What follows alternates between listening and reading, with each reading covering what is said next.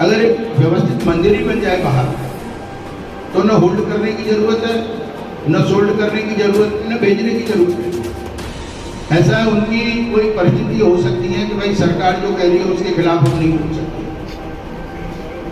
सबकी अपनी अपनी मजबूरी हो सकती है, परंतु हम किसी के उस पर नहीं जा रहे।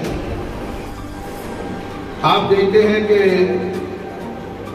हमारी संस्था है अखिल भारतीय तीर्थ पुरोहित महासभा, जो पूरे भारत के तीर्थों का प्रतिनिधित्व में आ जाएगा। तो हमारा रिक्वेस्ट है शासन से कि आप अपना काम करो शासन चलाने का, और धर्म पूजा जो योगी जी ने कहा कि 25 और 26 हमको ये प्रदत्त करता है संविधान, वो काम हमको करने दो।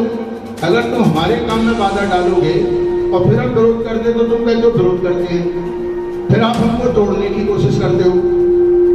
इसी क्रम में अखिल भारतीय तीर्थ पुरोहित ने डिसीजन लिया कि 4 जुलाई को पूरे भारतवर्ष के तीर्थ पुरोहित वृंदावन में आएंगे।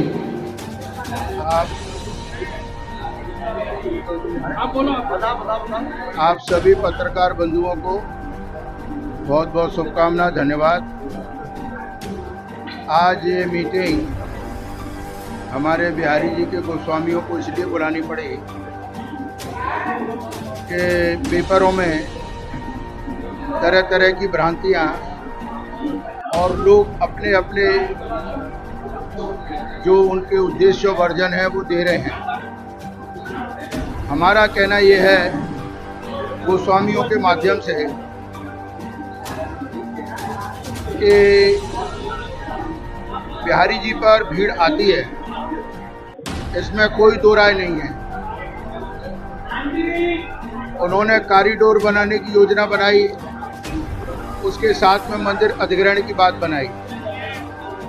हमने आपको ये बात भी बताई कि जब पार्लियामेंट में माननीय योगी जी अपना भाषण दे रहे थे, तो उस समय की सरकार जब मंदिर अधिग्रहण कर रही थी, तो उन्होंने पार्लियामेंट में ये बात कही थी कि अनुच्छेद 25-26 के अनुसार हम लोगों को पूजा पाठ अपने मंदिर मठ का राइट मिलता है और ये अधिग्रहण नहीं होना चाहिए।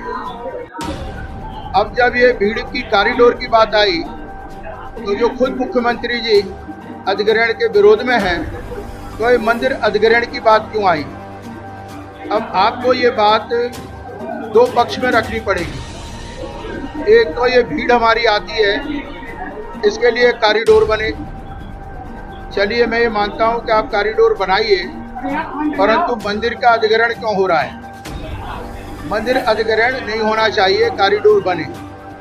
परंतु मेरा मानना ये है कि आप इतने मकान तोड़ेंगे, इतनी दुकान तोड़ेंगे, इन कुंज गलियों को बर्बाद करेंगे, तो गोस्वामियों का ये मत है क्यों न एक 20 से 25 एकड़ जमीन सरकार हमको बाहर दे दे और वहाँ पर मंदिर का भव्य निर्माण हो, वहाँ पर अच्छी पार्किंग भी बने, आगे आने वाले किसी तीर्थयात्री को तकलीफ न हो, कुंज गलियों को न तोड़ा जाए, दुकानों को न उखाड़ा जाए, ब्रजवासियों के मकानों को न तोड़ा जाए। ये भी एक ऑप्शन है, इसमें कोई ईगो का सवाल नहीं है, क्योंकि बात चली भीड़ भाड़ से और वो पहुंच गई अधिग्रहण पर। आज आप देखेंगे यहाँ और भी मंदिर हैं, वैष्णो देवी मंदिर भी है, प्रेम मंदिर भी है, फिर आप बोलेंगे यहाँ भीड़ आती है, इनको भी अधिग्रहण कर लो। व्यवस्था होनी चाहिए। दूसरी बात हमारी माननी ये है कि ब्रिज में ब्रिज तीर्थ प्रकाश परिषद है और उसके चेयरमैन माननीय मुख्यमंत्री जी हैं, और जब वो इतने कॉरिडोर को बना रहे हैं, दुनिया भर के कुंडों का निर्माण कर रहे हैं, सब कर रहे हैं, तो बताओ यहाँ भी अगर कॉरिडोर बनना है तो ब्रिज तीर्थ प्रकाश परिषद बना दे उसको, उसमें दूसरी एजेंसी की क्या आवश्यकता है? तो हम आपके माध्यम से ये कहना चाहते हैं कि या नंबर 1, अगर आपको कॉरिडोर बनाना ही है तो आप जो मंदिर अधिग्रहण का अध्यादेश है उसको वापस लें। नंबर 2, मैं कहता हूँ आप यहाँ मत बनाइए, आप इनको 25 एकड़ जमीन 20 एकड़ बाहर दीजिए, मंदिर पे पैसा है, सरकार मंदिर बनाने में इनकी मदद करे, उससे कुंज गलियाँ भी नहीं उखड़ेंगी, सब बरकरार बनी रहेगी, और अभी 10-20 साल बाद तो और भी यात्री बढ़ेगा।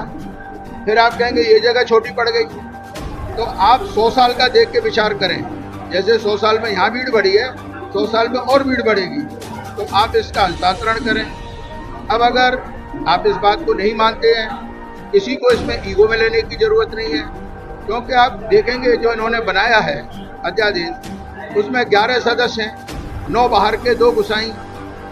आप इनको कहते हैं भारतवर्ष के तीर्थपुरोहितों ने निर्णय लिया कि अगर 15-20 दिन में, महीने भर में एमिकेबली सरकार और गुसाइयों के बीच में सहमति बन जाती है तो वो स्वागत योग्य है। और योगी जी इस शब्दों को हमने याद कराया कि वो खुद इसके खिलाफ में है, और अगर नहीं होता है तो 4 जुलाई को पूरे भारतवर्ष के तीर्थपुरोहित सब तीर्थों से 10-10, 15-15 की संख्या में 1000 के करीब मथुरा आएंगे और गोस्वामियों के समर्थन में एक दिन का हमारा अधिवेशन होगा, और वहाँ से हम प्रोसेसन निकाल के बिहारी जी के दर्शन करेंगे। और मैं नहीं चाहता हूँ कि ये लड़ाई आगे बढ़े।